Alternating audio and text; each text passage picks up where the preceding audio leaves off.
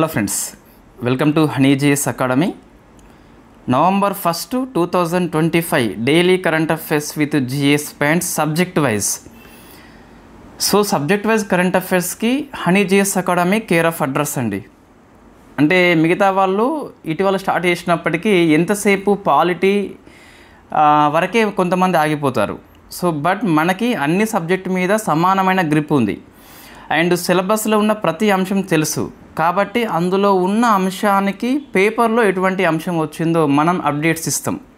అన్ని సబ్జెక్ట్కి సమప్రాధాన్యం ఇస్తూ కరెంట్ అఫైర్స్ కవర్ చేయడం జరుగుతుంది. Only one channel Honey GS academy అని చెప్పేసి మనం గర్వంగా చెప్పవచ్చు. సొంత డబ్బా అని చెప్పేసి కొంతమంది అనుకోండి, బట్ మీరు టెస్ట్ చేసుకోవచ్చు.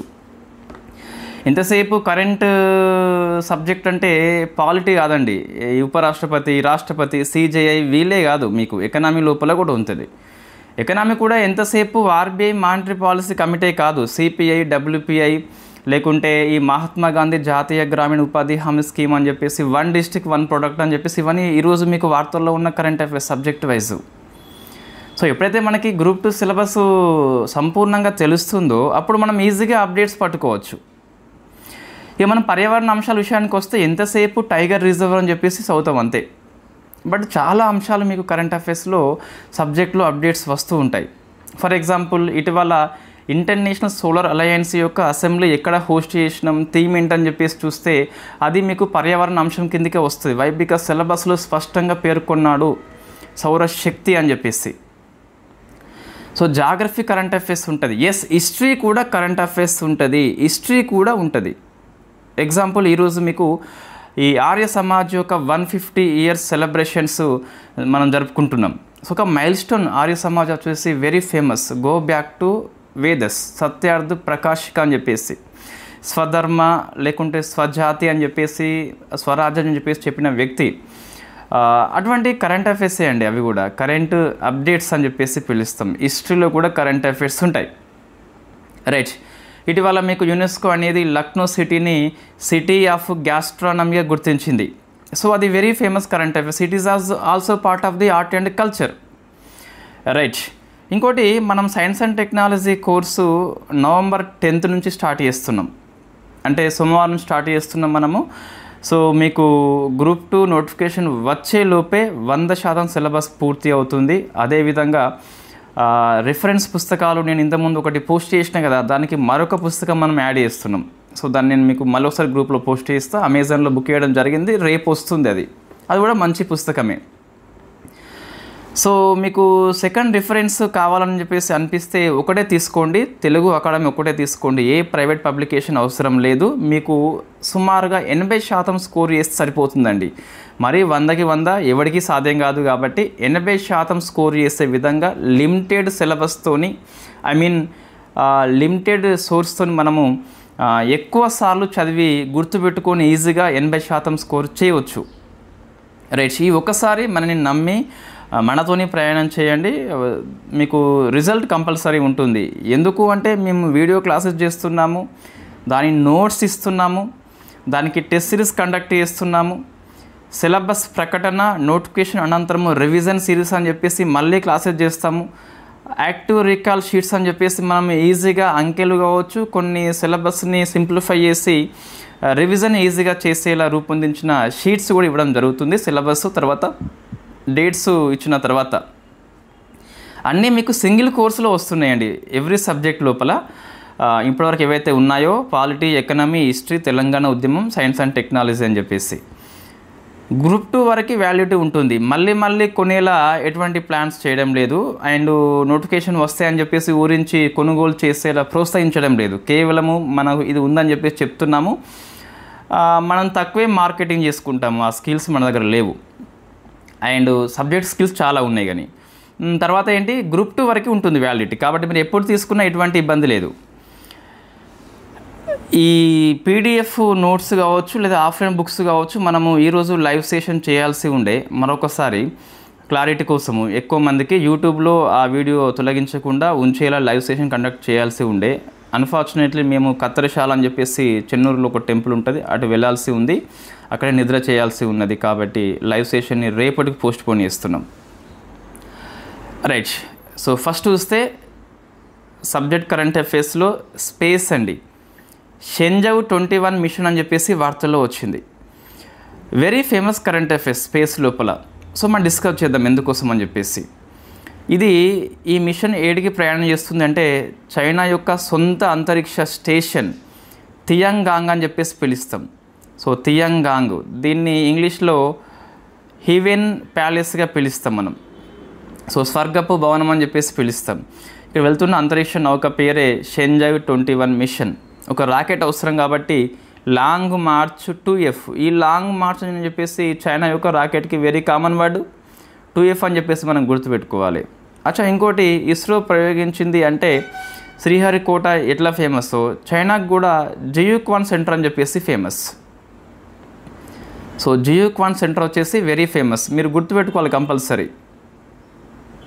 సో జపాన్ ప్రయోగిస్తే తనేగాషిమా నుంచి ప్రయోగిస్తుంది.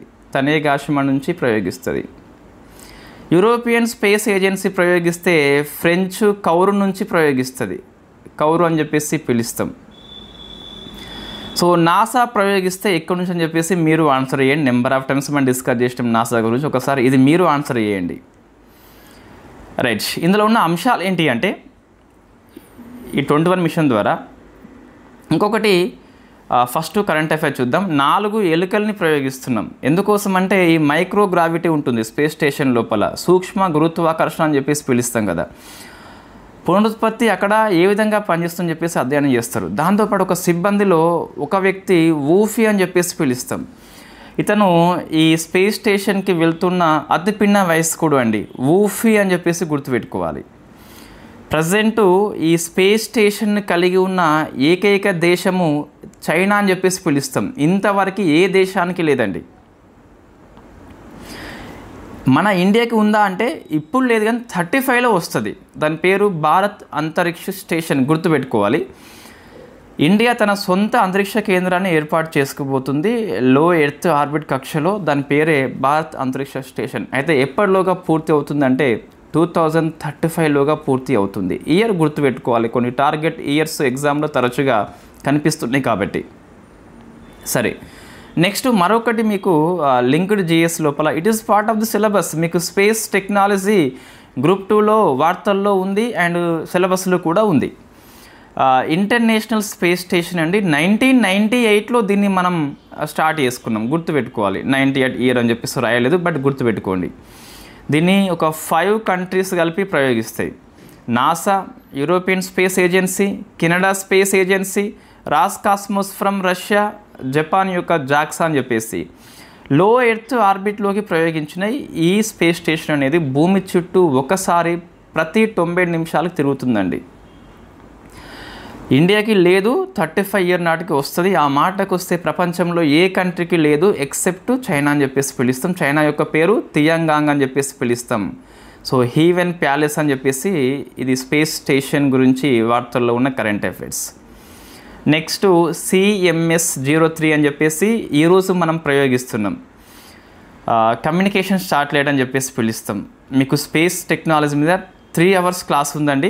దానికి మించిన క్లాస్ మనం ఫుల్ కోర్సులో చేయడం జరుగుతుంది. అది బాగుంటుంది.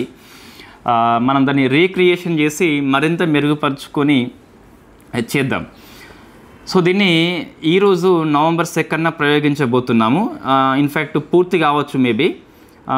సతీష్ ధావన్ స్పేస్ సెంటర్ నుంచి ప్రయోగిస్తున్నాం. 2వ ప్రయోగ వేదిక ఫ్రమ్ సెకండ్ లాంచింగ్ ప్యాడ్ అని చెప్పేసి పిలుస్తాం. సో మీకు రాకెట్ అవసరం కదా. ఇంకోటి CMS-03ని మనము GSAT 7R కూడా పిలుస్తున్నాం. ఇది GSAT-7 అని చెప్పేసి నేవీ కోసం పనిచేస్తున్న శాటిలైట్ అండి. దీని పేరు రుక్మిణి అని చెప్పేసి ఉంటుంది కదా. ఆ GSAT-7ని రీప్లేస్మెంట్ చేస్తూ లేదా అలియాస్ రుక్మిణిని రీప్లేస్ చేస్తూ వచ్చిందే 7R అని చెప్పేసి పిలుస్తాం. ఇది మరొక పేరండి. సో నేవీ కోసం మనం దీన్ని ఉపయోగిస్తున్న ఒక కమ్యూనికేషన్ శాటిలైట్ అని చెప్పేసి పిలుస్తాం. మరి రాకెట్ అవసరం కదా. LVM-3 M5 అని చెప్పేసి. M5 అంటే ఈ LVM-3 లేదా దీన్ని ఇంకేమంటామంటే GSLV MK3 అని చెప్పేసి పిలుస్తాం. దీని మరొక పేరే LVM-3 అని చెప్పేసి. దీన్ని మిషన్ 5 ఎందుకు అంటున్నామంటే LVM-3 రాకెట్ని ప్రయోగించడము ఇది 5వ సారి అని చెప్పేసి పిలుస్తాం. M3 అంటే మూడోసారి కాదు ఇక్కడ ఆ రాకెట్ పేరు. దీన్ని 5వసారి లాంచ్ చేస్తున్నాం కాబట్టి మిషన్ 5గా పిలుస్తాం. ఇంతకుముందు దీన్ని వెరీ ఫస్ట్ టైం మనము చంద్రయాన్ 2 కోసం అని చెప్పేసి మిషన్ 1, చంద్రయాన్ 3 కోసం అని చెప్పేసి 3 అండి. సో ఇది మిషన్ 4 అని చెప్పేసి పిలుస్తాం మనం. మిషన్ 4 అని చెప్పేసి పిలుస్తాం. మిషన్ 2 అండ్ 3 అని చెప్పేసి అవి ఏంటి అంటే వన్ వెబ్ అని చెప్పేసి మనము ఈ లండన్ యొక్క ఉపగ్రహాలని ప్రయోగించే మిషన్, అది మిషన్ 2 అండ్ మిషన్ 3 అని చెప్పేసి ఉంటున్నాయి. అవి ఉపగ్రహం పేరు CMS-03 లేదా GSAT-7R అని చెప్పేసి పిలుస్తాం. ఉపగ్రహం బరువు ఎంత అంటే 4410, very very important. So compulsory గుర్తుపెట్టుకోండి 4410. ఎందుకోసం అంటే ఇండియా సాయిల్ నుంచి, భారతీయ నేల నుంచి, మన గడ్డ నుంచి ప్రయోగిస్తున్న అత్యంత బరువైన కమ్యూనికేషన్ ఉపగ్రహం అంటే ఇదే అండి, 4410 అని చెప్పేసి GTO కక్షలోకి ప్రయోగిస్తున్నాం మనం. జియో సింక్రనస్ ట్రాన్స్ఫర్ ఆర్బిట్ అని చెప్పేసి పిలుస్తాం. సో మీకు జియో స్టేషనరీ ఆర్బిట్ ఉంటుంది, జియో సింక్రనస్ కూడా ఉంటుంది. ఈ రెండింటి కక్షలోకి ప్రవేశపెట్టే మరొక కక్ష పేరే జియో ట్రాన్స్ఫర్ అని చెప్పేసి పిలుస్తాం. మీకు స్పేస్ టెక్నాలజీలో దీని గురించి బేసిక్స్ వస్తుంది, ఒక 20 minutes స్టార్టింగ్లో ఉంటుంది. సో నెవీ కోసం అండి. ఎందుకోసం అంటే మన ఇండియాలో ఇంతవరకు చూస్తే జియో సింక్రనస్ ట్రాన్స్ఫర్ ఆర్బిట్ అని చెప్పేసి ఉంది కదా, దాని ఎత్తు 36,000 kilometers అండి. ఇంత ఎత్తుకు మన ఉపగ్రహాల యొక్క బరువు చూస్తే 4,000 వరకే, 4 tons వరకే మనం సరే లో ఎర్త్ ఆర్బిట్లోకి 8 tons వరకు ప్రయోగించవచ్చు బరువుని. బట్ జియో సింక్రనస్లోకి చూస్తే మనం కేవలం 4 tons వరకే ప్రయోగిస్తున్నాం, 4,000 కిలోలు అని చెప్పేసి పిలుస్తాం. మరి ఇప్పుడు 4,410 ఉంది అంటే ఎట్లా అంటే ఇస్రో క్లెవర్ వర్క్ చేసిందండి, కొంచెం ఎత్తు తగ్గించింది, కొంచెమే. ఇన్ఫ్యాక్ట్ మనం 36,000కు పోవాలంటే 4,000 బరువున్న ఉపగ్రహాలే ప్రయోగిస్తున్నాం కాబట్టి కొంచెం తగ్గించింది. 29,970 కూడా గుర్తుపెట్టుకోవాలి. ఆ ఎత్తు తగ్గించడం ద్వారా కొంచెం బరువున్న ఉపగ్రహాన్ని ప్రయోగిస్తున్నాం మనం, అంతే. సో ఇది GSAT-7 రిప్లేస్మెంట్ ఇస్తుంది. ఇక్కడ నేను చెప్పేది ఏంటంటే మనం 4,000 కంటే ఎక్కువ ఉన్న ఉపగ్రహాలని GTO కక్షలోకి ప్రయోగించాలంటే మనం ప్రైవేటు లేదా విదేశీ ఉపగ్రహ రాకెట్ల మీద డిపెండ్ అయ్యేది. ఎక్కువ మనము యూరోపియన్ స్పేస్ ఏజెన్సీ యొక్క ఏరియన్ 5ను ఉపయోగించుకునేది ఇంతకుముందు. ఏరియన్ 5 ప్రజెంట్ ఉందా అండి, విత్డ్రా చేసుకుంది. సో ఏరియన్ 6 అని చెప్పేసి ప్రజెంట్ పనిచేస్తుంది. సో దీన్ని మనం ఉపయోగించుకునేది. ఇటీవల ఫాల్కన్ 9 ద్వారా మనం ప్రయోగించుకున్నాం. మన ఇండియాలో పరిజ్ఞానం లేదు, 4 tons కంటే ఎక్కువ బరువు ఉంటే GTOలోనికి ప్రయోగించేది. ఇప్పుడు ఏం చేసినామంటే తెలివిగా ఎత్తు తగ్గించినామండి, అంతే. సో వెరీ క్లివర్ వర్క్ అని చెప్పేసి పిలుస్తాం. సో మీకు GSLV MK3 వచ్చేసి మొత్తం 3 దశల్లో ఉంటుందండి. ఇది ఘన అని చెప్పేసి పిలుస్తాం, ఇది ద్రవ అని చెప్పేసి పిలుస్తాం. ఇదేమో మూడవది క్రయోజెనిక్ టెక్నాలజీ అని చెప్పేసి పిలుస్తాం. అతి శీతల టెంపరేచర్ దగ్గర మనం ఇంధనాన్ని మండిస్తాము. సో ఈ ఇంజన్ పేరు C25 అని చెప్పేసి ఉంటుంది. C25 అని చెప్పేసి ఇంతకుముందు ఎగ్జామ్లో వచ్చిందండి. సో ఇది 3 దశలు. లో ఎర్త్ ఆర్బిట్లోనికి 8,000 కిలోల వరకు ఉపగ్రహాన్ని తీసుకెళ్తాము. GTOలోనికి మాత్రం 4,000. ఇది 4410 ఉంది కాబట్టి ఇంత ఎత్తు కాకుండా ఇంత ఎత్తుకు మనము ప్రయోగించాం. That is the ISRO clever work అని చెప్పేసి పిలుస్తాం. ఇది స్పేస్ కరెంట్ అఫైర్స్ అండి. మీకు చూడండి, సో సబ్జెక్ట్ యొక్క పరిజ్ఞానాన్ని మీరు అంచనా వేయండి. మీకు డెమో క్లాస్ కావాలంటే యూట్యూబ్ లోపల 1,00,000కు పైగా వ్యూస్ ఉన్న స్పేస్ టెక్నాలజీ ఉంది, 50,000కు పైగా వ్యూస్ ఉన్న డిఫెన్స్ టెక్నాలజీ ఉంది, ఇంకోటి న్యూక్లియర్ టెక్నాలజీ అని చెప్పేసి ఉంది. ఈ 3 మీ గ్రూప్ 2 సిలబస్లో ఉన్న అత్యంత కఠినమైన అంశాలండి. చాప్టర్ నెంబర్ 2, 3, 4, 5 వెరీ జనరల్గా ఉంటుంది. సో చాప్టర్ నెంబర్ 2 మొత్తం మీద ఎనర్జీ మీద ఉంటుంది. 3, 4, 5 ముఖ్యంగా ఈ వైల్డ్ లైఫ్ శాంక్చురీ అని చెప్పేసి అంటే పర్యావరణ అంశాల మీద ఉంటుంది. అవి ఈజీగానే అర్థమవుతాయి. సమాచారం ఎక్కువ ఉన్నప్పటికీ టెక్నికల్గా అంత సౌండ్ కలిగి ఉండదు. Space, defence, nuclear technically very hard words ఉంటాయి, దాన్ని మనం అవలీలగా బోధించినాం. సో మీరు ఒకసారి చూసుకోవచ్చు. అవే క్లాసెస్ వేరే యాప్లో వేరే యూట్యూబర్స్ ఏ మీడియం అయినప్పటికీ మీరు చూసుకోవచ్చు. రైట్, ఇప్పుడు వీర్ అని చెప్పేసి ఉంది. ఇప్పుడు నేను అంటే కొంతమంది ఆలోచన వీడే పాలిటీ, వీడే ఎకనమీ, వీడే SNT ఏంటని చెప్పేసి. ఒకటి గుర్తుపెట్టుకోండి, ఎస్ఐఎన్టీ వేయేటప్పుడు నేను పాలిటీ ఎకనామీ చెప్పినట్టుగా మీరు ఊహించుకోవద్దు. అప్పుడు మీకు పెద్ద ఎస్ఐఎన్టీ ఫ్యాకల్టీకి నాకు తేడా అక్కడ ఏమీ ఉండదు. ఎక్స్పర్ట్ మాదిరిగానే క్లాస్ కంపల్సరీ ఉంటుంది. మళ్ళీ చెప్తున్నా, ఎందుకంటే కొంతమంది హైదరాబాద్లో నెగిటివ్ స్ప్రెడ్ చేస్తున్నారు. ఒకటే సబ్జెక్టు అన్నీ చెప్తే అదే మ్యాప్ అని చెప్పేసి. ఇది హనీ జేస్ అకాడమీ యాప్ అని చెప్పేసి పిలుస్తాం.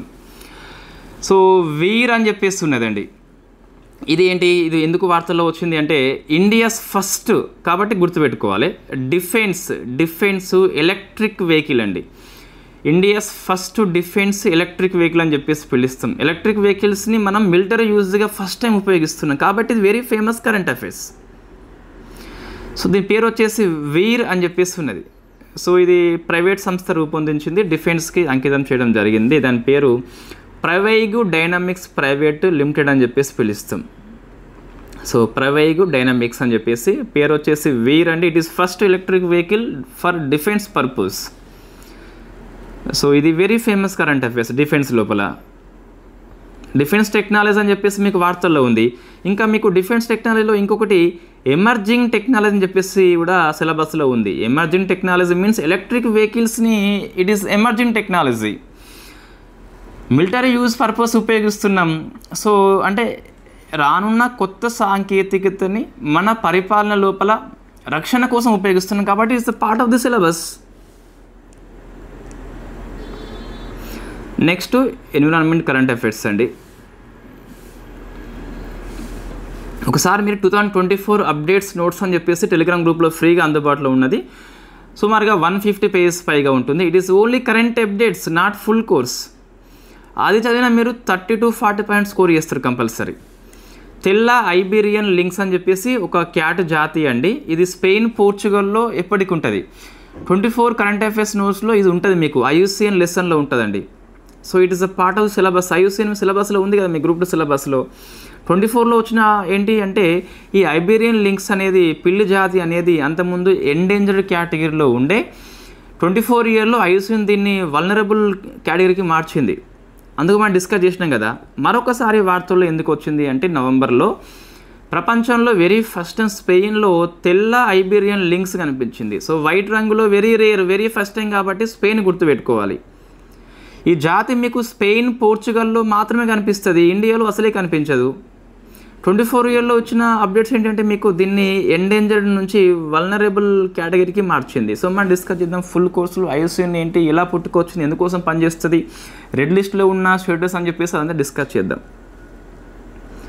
నెక్స్ట్ నౌరాదేహి వన్యప్రాణుల అభయారణ్యం అని చెప్పేసి వార్తల్లో ఉంది. ఇది కూడా మీకు వైల్డ్ లైఫ్ శాంచురీ కిందికి వస్తుంది, సిలబస్లో ఉంది. చీతాలకి 3వ నిలయం అని చెప్పేసి పిలుస్తామండి, 3వది. సో ఫస్ట్ ఏమో ఈ పెన్ను కొంచెం ప్రాబ్లంలో ఉంది అండి. సో కునో అని చెప్పేసి పిలుస్తాం. కునో అని చెప్పేసి మధ్యప్రదేశ్లో ఉంటుంది. సెకండ్ ఏమో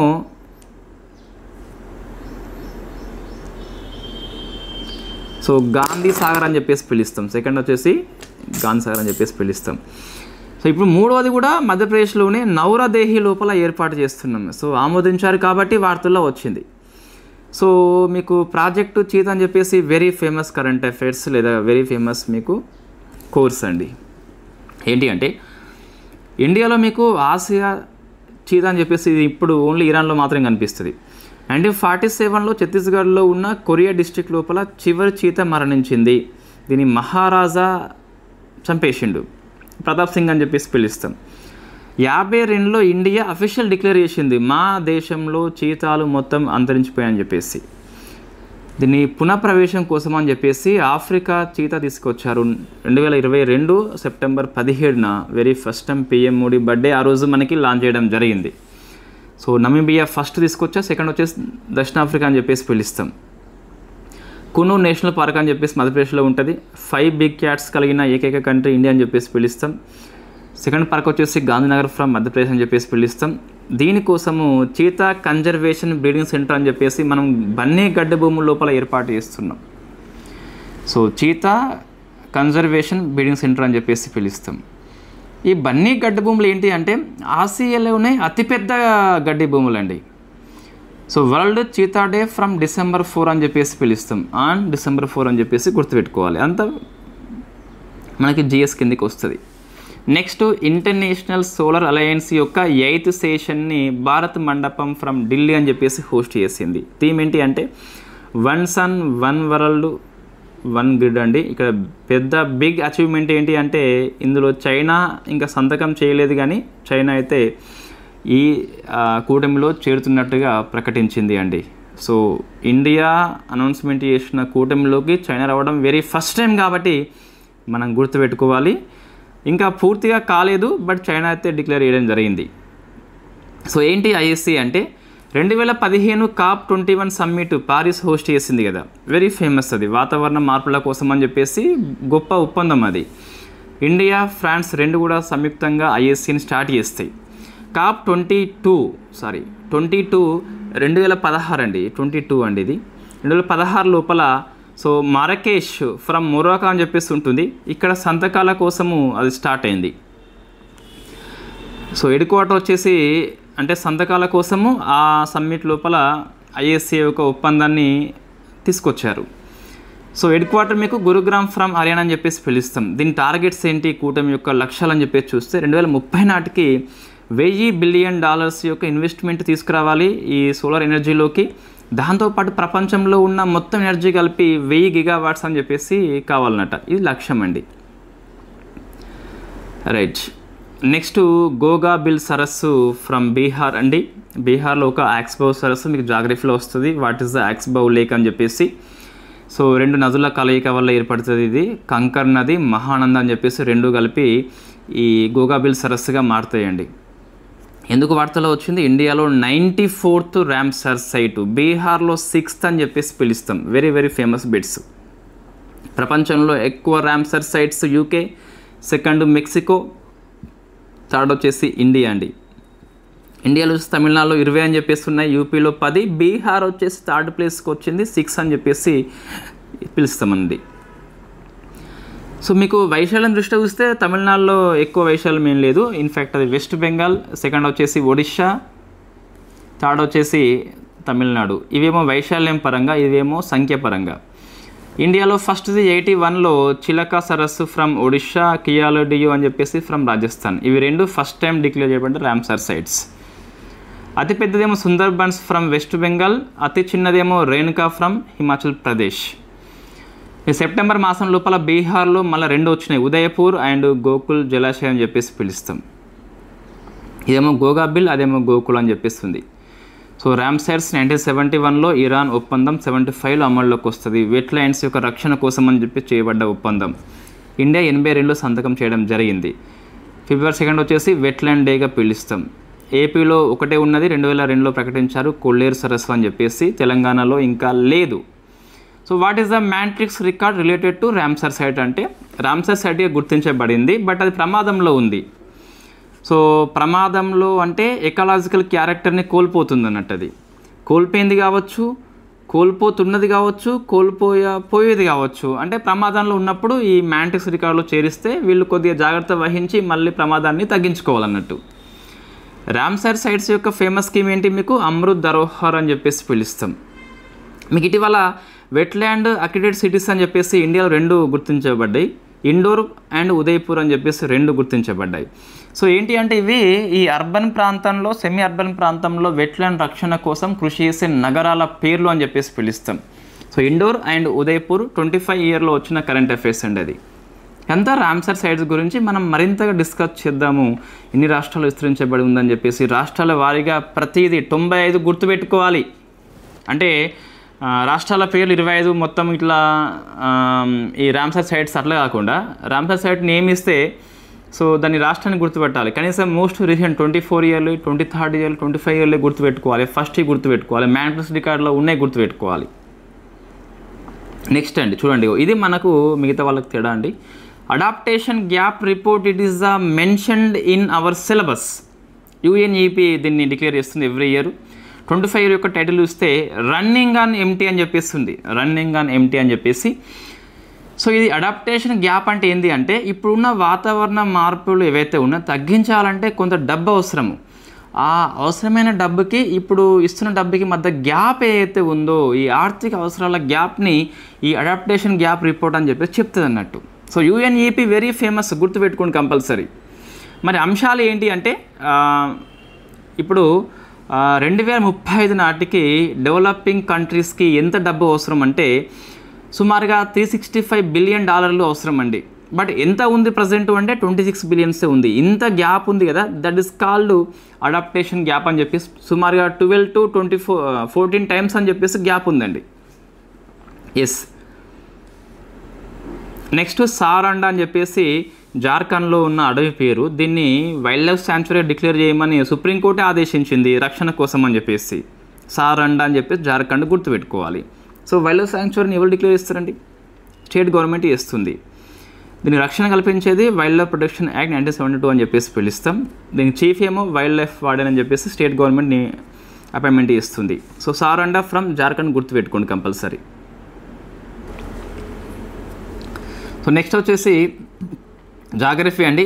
సముద్ర మత్స్యగణన అని చెప్పేసి 25 మనం చేపడుతున్నాం. ఇట్ ఈస్ 5th ఎడిషన్ ఈ మత్స్యగణన విషయంలో. But it is first digital census in marine sector లోపల 13 స్టేట్స్ అండ్ యూటీ లోపల కండక్ట్ చేస్తున్నాం. ఎవరు? CMFRI అని చెప్పేసి కండక్ట్ చేస్తుంది. ఇది మనం అప్డేట్స్ లోపల మరింత అప్డేట్ చేసుకోవాలి. ఇంకా గణన బయటకు రాలేదు, వచ్చినప్పుడు మనం డిస్కస్ చేద్దాం. సో నెక్స్ట్ ఎకనామీ అండి. ఎక్కువ కరెంట్ అఫైర్స్ ఏం కాదు, పూర్తిగా సబ్జెక్ట్ కరెంట్ అఫైర్స్ ఏం కాదు ఇవి. ప్రపంచంలో మొట్టమొదటి $5 ట్రిలియన్ కంపెనీగా NVIDIA కంపెనీ, ఇది AI కంపెనీ అని చెప్పేసి పిలుస్తాం. సో అది రికార్డ్ క్రియేట్ చేసింది. నెక్స్ట్ అబార్ అని చెప్పేసి ఇది ఒక ఆన్లైన్ స్టోర్ అండి. దీన్ని నేషనల్ గవర్నమెంట్ మార్కెట్ ప్లేస్ అని చెప్పేసి ప్రవేశపెట్టింది. ఎందుకోసం అంటే ఇది వోకల్ ఫర్ లోకల్ ఉత్పత్తుల్ని ఆన్లైన్లో అమ్మేలా ప్రోత్సహిస్తుంది.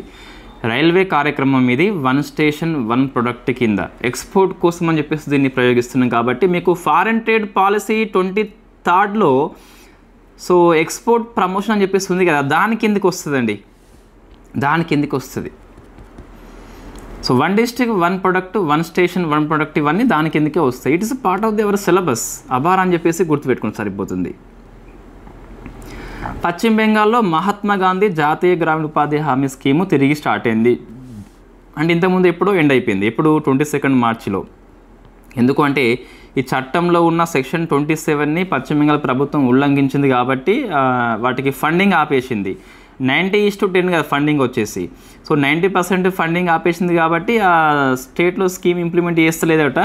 ఇప్పుడు మళ్ళీ తిరిగి స్టార్ట్ అయింది కాబట్టి very famous current affairs. So ఇది దేని కిందకి వస్తుంది అంటే మనకి పావర్టీ స్కీమ్ కిందకి వస్తుంది. నెక్స్ట్ ఆర్ట్ అండ్ కల్చర్ అని చెప్పేసి పిలుస్తాం. ఆర్య సమాజ్ 150 years సెలబ్రేషన్స్ని అంతర్జాతీయ ఆర్య మహాసమ్మేళన్ పేరుతోని ఢిల్లీలో కండక్ట్ చేస్తున్నాం. 1875లో దయానంద సరస్వతి అని చెప్పేసి 10 సూత్రాలు ఫార్ములాస్ ఉపయోగించి దీన్ని స్టార్ట్ చేసిండు బాంబే లోపల. But famous in Punjab. Famous book ఏమో సత్యార్థ ప్రకాశిక అని చెప్పేసి పిలుస్తాం. అచ్చా దీనికి ఒకటి మీకు ఏబీ వాళ్ళకి ఫేమస్ అండి ఇది. ఈ పుస్తకాన్ని తెలుగులోకి ఎవరు అనువాదించారు? మన మోడర్న్ ఇండియా హిస్టరీ క్లాసెస్లో ఉంటుందండి, మీరు ఒకసారి చూడండి కావాలంటే అందులో ఉంటుంది. So modern India history YouTube క్లాసెస్నే మనం యాప్లో అప్లోడ్ చేస్తున్నాం. ఎందుకు అంటే చాలా అద్భుతంగా చెప్పిన క్లాసెస్ అండి అవి. మళ్ళీ మనం రీక్రియేషన్ చేయలేము, దాన్ని అంత మంచిగా చేయలేము. బాహుబలి వచ్చేసి మళ్ళీ రాజమౌళి తీసినా అంత బాగా రాదు, మళ్ళీ ప్రభాస్ యాక్ట్ చేసినా అంత బాగా రాదు. చాలా ఎక్సలెంట్గా వచ్చింది కాబట్టి మళ్ళీ చేయాల్సిన అవసరం అనిపించలేదు. దాని నోట్స్ మాత్రం ఫ్రెష్ నోట్స్, టెస్ట్ సిరీస్ వచ్చేసి ఫ్రెష్ టెస్ట్ సిరీస్. మిగతా అన్సైంట్ మీడివల్ ఆర్ట్ అండ్ కల్చర్ వచ్చేసి మన వీడియోస్ లేవు కాబట్టి మళ్ళీ చేయాల్సిందే అవి. Go back to Vedas very famous slogan. So ఇతను క్యాస్ట్లెస్ క్లాస్లెస్ సొసైటీని ఊహించిండు. Child marriage ఖండించిండు. బాయ్స్కి 25 ఏళ్ళు, గర్ల్స్కి 16 ఏళ్ళు అని చెప్పేసి 3 సిద్ధాంతాలు వెరీ ఫేమస్. స్వధర్మ అని చెప్పేసి అంటే సొంత మతాన్ని ఎప్పుడూ విడిచిపెట్టదని చెప్పేసి ఆయన యొక్క ఫేమస్ స్లోగన్. శుద్ధి ఉద్యమాన్ని తీసుకొచ్చింది కూడా ఇతనే. స్వభాష అంటే భాషకి సంస్కృతికి సంబంధం ఉంటుంది. మన హీరోయిన్స్ అబ్జర్వ్ చేయండి, తెలుగు లోపల మంచి పద్ధతిగా ఉంటారు, బట్టలు ఫుల్ వేసుకుంటారు, వాళ్ళు బాలుడికి వెళ్ళంగానే ఇంకా కంప్లీట్గా ఇప్పేస్తారు. అది స్వభాష అంటే భాషకు సంస్కృతికి సంబంధం ఉంటుంది. ఇప్పుడు ఫర్ ఎగ్జాంపుల్ సంథింగ్ ఎవరో కీర్తి అని చెప్పేసి ఉంటుంది, ఆమె మంచి సినిమాలు తీయడం జరిగింది, బాలుడికి వెళ్ళినాక కొంచెం అలాగ మారిపోయింది అన్నట్టు. నెక్స్ట్ వచ్చేసి స్వరాజ్య వెరీ ఫేమస్. ఫస్ట్ ఉపయోగించింది దయానంద సరస్వతి అని చెప్పేసి పిలుస్తాం. యునెస్కో అండి. సో క్రియేటివ్ సిటీస్ నెట్వర్క్ లోపల లక్నో అనేది సిటీస్ ఆఫ్ గ్యాస్ట్రానమీ కేటగిరీలో వచ్చింది. పాకశాస్త్రం అని చెప్పేసి పిలుస్తాం కదా. సో దాని కింద ఎంపికైందండి. It is second city of gastronomy in India. ఇంతకుముందు హైదరాబాద్ వచ్చేసి పాకశాస్త్రం లోపల యునెస్కో గుర్తింపు పొందింది. హైదరాబాద్ వచ్చేసి వెరీ ఫేమస్ ఫర్ ఫుడ్. ఇది ఇండియాలో మొత్తం మీద సెకండ్ గ్యాస్ట్రోనమీ. ఓవరాల్గా సిటీస్ ఆఫ్ నెట్వర్క్ లోపల చేరిన 9th అని చెప్పేసి పిలుస్తాం. సో 9 సిటీస్ పేర్లు అనేది అవసరం లేదు, ఆ కేటగిరీలో సెకండ్ అని చెప్పేసి గుర్తుపెట్టడం సరిపోతుంది. It is a part of the current affairs. హిస్టరీలో కూడా కరెంట్ అఫైర్స్ ఉంటాయి. నెక్స్ట్ అపెక్ సమ్మిట్ అండి. ఈ సమ్మిట్లో రాదు, ఇంటర్నేషనల్ అఫైర్స్ లోపల వస్తుంది. వై? బికాజ్ అపెక్ వచ్చేసి కూటమి కాబట్టి. జియాంగ్జూ సౌత్ కొరియా హోస్ట్ చేసింది. సో ఈ అపెక్ దేశాలు ఏ ఇనిషియేటివ్ని బలోపేతం చేస్తాయట. ఏంటి అపెక్ అంటే ఆసియా పసిఫిక్ ప్రాంతం లోపల ఎకనామిక్ కోఆపరేషన్ కోసం అని చెప్పేసి పనిచేస్తుంది. 89లో ఏర్పాటు చేసుకున్నాం. 21 members are there. India not member అని చెప్పేసి పిలుస్తాం. హెడ్ క్వార్టర్ వచ్చి సింగపూర్లో ఉంది. గౌట్ పాలసీ అండి. సో భారత్ ట్యాక్సీ నవంబర్లో స్టార్ట్ కాబోతుంది. It is the first cab service government ఆధ్వర్యం లోపల. మినిస్టర్ ఆఫ్ కోఆపరేటివ్ సహకార మంత్రిత్వ శాఖ దాంతోపాటు నేషనల్ ఈ గవర్నెన్స్ డిపార్ట్మెంట్ కలిపి స్టార్ట్ చేస్తున్నాయి. నిర్వహించేది మాత్రం సహకార ట్యాక్సీ కోఆపరేటివ్ అని చెప్పేసి పిలుస్తాం. డ్రైవర్స్కి ప్యాసింజర్స్కి ఇద్దరికి హెల్ప్ఫుల్ అవుతుంది. మీకు ర్యాపిడో అని చెప్పేసి ఉంటుంది కదా, సో ఓలా అని చెప్పేసి ఉంటుంది కదా, అందులో కమిషన్ పోతుంది యజమానికి, ర్యాపిడో డ్రైవర్కి యజమానికి అని చెప్పేసి. ఇక్కడ 0 కమిషన్ మోడల్ అండి. ఇది డ్రైవర్స్కి హెల్ప్ఫుల్ అవుతుంది అండ్ మనకు కూడా తక్కువ కాస్ట్కే వస్తుంది. సో మనం కూడా ఈ పాలిటీ పుస్తకము, ఎకనామిక్ పుస్తకము, ఎస్ఎన్టీ పుస్తకం 3 అయితే కంపల్సరీ వస్తాయండి మీ సిలబస్ అనౌన్స్మెంట్ తర్వాత.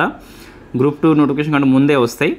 సో అవి మన యాప్లో అమ్మితే బెటరా, అమ్మడం అంటే మళ్ళీ వ్యాపారం అని చెప్పేసి అనుకోవద్దు. నేను లిమిటెడ్. సో మనకు ప్రాఫిట్ రాకపోయినా పెట్టిన ఖర్చు, పెట్టిన సమయం వస్తే అయిపోతుంది. సమయం ఇలా రాదు కానీ ఖర్చు వస్తే అయిపోతుంది. సో మన యాప్లో అమ్మడం బెస్టా లేకుంటే బుక్ స్టాల్లో ఇవ్వడం బెస్టా? ఒకసారి నాకు సరైన సలహా ఇచ్చే ప్రయత్నం చేయండి. మనం వెరీ పూర్ ఇన్ మార్కెటింగ్ లోపల. సో ఎలా ఇస్తే బెటర్ ఉంటుంది?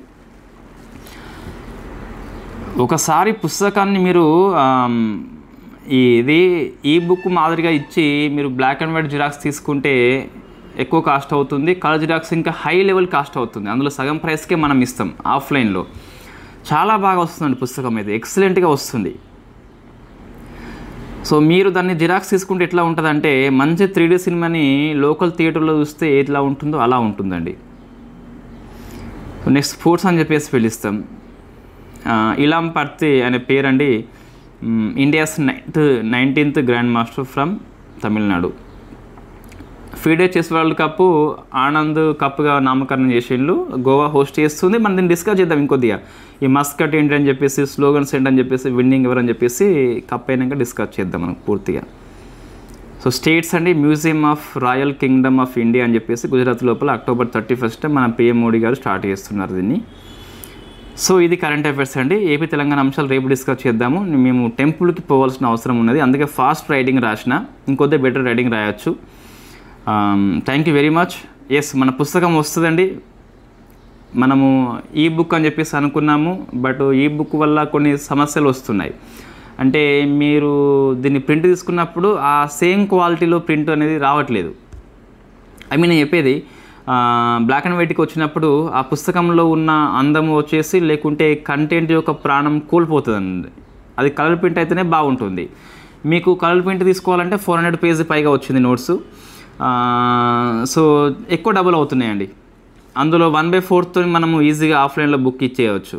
సో అందుకే మళ్ళీ ఆఫ్లైన్కి మారినాం కాబట్టి మార్కెట్లో బుక్ అమ్మాలి అంటే హై రిస్క్ అండి.